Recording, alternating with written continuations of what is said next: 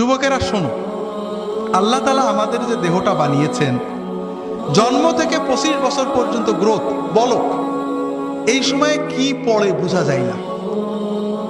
আর এই সময়ে যে ফুর্তি আনন্দ, এটা কোনো আনন্দ না, এটা অস্থিরতা। জীবন শুরু হবে 25-এর পরে। যদি 30 থেকে মৃত্যু পর্যন্ত জীবন পেতে চাও, মৃত্যু নয় জীবন, জীবন মৃত নয়, সত্যিকারের জীবন, যে জীবনে ফুর্তি থাকবে, কর্ম থাকবে, শান্তি থাকবে, এই রকম জীবন পেতে চাও, তাহলে আমার কথাটা একটু মন দিয়ে শোনো। আল্লাহ তাআলা যে নিয়মে বানিয়েছেন, প্রকৃতির সাথে যুদ্ধ করে আমরা জিততে পারবো না, আল্লাহর প্রকৃতিকে মেনে নিতে হবে। আল্লাহ তাআলা আমাদের সৃষ্টি করেছেন, প্রতিদিন 6-7 ঘন্টা তুমি ঘুমাবে, গভীর ঘুম, 1-2 ঘন্টা খেলবে, কঠিন পরিশ্রম, তোমার শরীর ঘেমে রক্ত টকবক করে বেরেনে যাবে। ফুটবল, হাডুডু, ব্যাডমিন্টন, ভলিবল, দৌড়, সাঁতার, এগুলো খেলতে হবে। এরপর 1-2 ঘন্টা আল্লাহর ইবাদত করতে হবে, আল্লাহর সালাত, সিয়াম, জিকির, যতটুকু পারা যায়।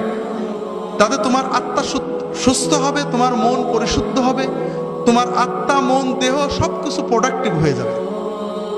এরপরে তুমি 4-5 ঘন্টা তোমার 25-এর পরের জন্য কর্ম বা শিক্ষা নেবে। এইভাবে যদি তুমি চলো, তাহলে তোমার জীবন গতিশীল হবে, তোমার জীবন ইনশাআল্লাহ মৃত্যু পর্যন্ত সচল থাকবে। কিন্তু তুমি এখন খেলাধুলো বন্ধ হয়ে গেছে, সারাদিন মোবাইল, ইলেকট্রনিক মিডিয়া, আর খাওয়া তো কি খাচ্ছি আমরা দেখছি। ইউরোপ আমেরিকার লোকেরা কিছু সুস্থ থাকে, ঠান্ডার কারণে ওরা দৌড়াতে হয়, পরিশ্রম করে, আমরা গরমের কারণে ওইটাও করি না। সারাদিন মোবাইল দেখছি, শুনছি, কানে ইয়ারফোন লাগিয়ে শুনছি, আমাদের কান চোখগুলো নষ্ট হচ্ছে।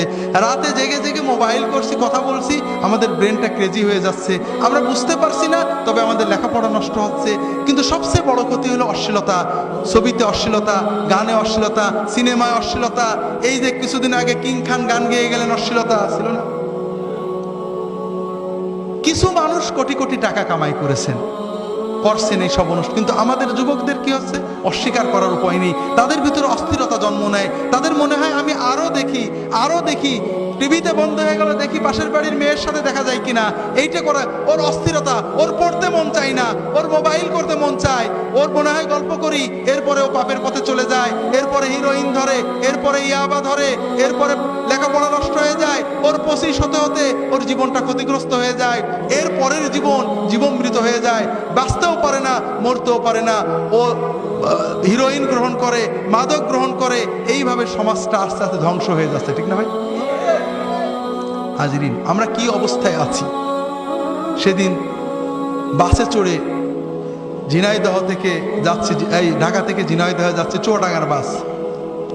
আমার সামনের সিটে বসে আছেন চুয়াডাঙ্গার 2 জন বা মেহেরপুরের হবেন, গল্প করছেন। আমি তো চিনি টিনি না, তারা গল্প করছেন যে কি বলবো ভাই, এখন এই যে যত ছাত্র নেতা, এই দলমত নির্বিশেষে যত ছাত্র নেতা আছে, যুব নেতা, এদের অধিকাংশ হিরোইন খায়, মাদক খায়, অনেকে মাদক ব্যবসা করে। কথা বুঝেছেন তো? এটা কি উনি ভুল? উনি কিন্তু রাজনৈতিক নেতা, পরে বুঝলাম, যে কোনো দলের। তিনি বলছেন যে এরাই তো কিছুদিন পরে জাতীয় নেতা হবে। কথা বুঝেছেন তো? নেতা হইরা মাদক বিরোধী কনসার্ট করবে, মাদককে না বলুন মিছিল করবে, কিন্তু রাত্রে বাড়ি যে নিজে মাদক নেবে এবং মাদকের ব্যবসা করবে, ঠিক না? তাহলে আমরা কোথায় চলেছি? হাজিরিন, তোমরা শোনো বাবারা, যে যেখানে যাই যাক, তোমাদেরকে দুটো কথা বলি। প্রথম কথা হলো যে নামাজটা কখনো ছাড়বে না। নামাজকে যদি ধরে রাখতে পারো, ইনশাআল্লাহ নামাজ তোমাদেরকে ধরে রাখবে। সিনেমা হলে থাকো, গান শুনছিলে, টিভি দেখছিলে, ওয়াক্ত মতো নামাজটা পড়বে, পারলে জামাতে পড়বে। যে অবস্থায় থাকো, যদি জামাত ধরতে পারো নি কোনো কারণে, নামাজ জানো না, শুধু আল্লাহু আকবার দিয়ে নামাজ পড়বে। দাঁড়িয়ে আল্লাহু আকবার, আল্লাহু আকবার, নামাজ শিখতে থাকবে, যতদিন শিখা পূর্ণ না হয়। দাঁড়িয়ে আল্লাহু আকবার, রুকুতে যে আল্লাহু আকবার, সেজদায় যে আল্লাহু আকবার, 10 বার 20 বার আল্লাহু আকবার দিয়ে সালাত আদায় করবে। এতেই সালাত আদায় হয়ে যাবে, তুমি পূর্ণ সওয়াব পেয়ে যাবে। হাজিরিন, আর মাদক অশ্লীলতা, এই দুটো পাপকে বিষের মতো পরিত্যাগ করবে, আলেম ওলামাদের সহবতে থাকার চেষ্টা করবে, জীবনটাকে একটু গুছিয়ে রাখার চেষ্টা করবে। আমার একটা ছোট্ট বই আছে সহি মাসনুন ওজিফা, এটা তো ওজিফা না, মূলত জীবনের বাগানটাকে সাজিয়ে নেওয়ার একটা ছোট্ট প্রক্রিয়া রাসূল সাল্লাল্লাহু আলাইহি ওয়াসাল্লামের সুন্নতের আলোকে। পারলে এটা কি করবে, তোমাদের এই যে অস্থিরতা দূর করবে।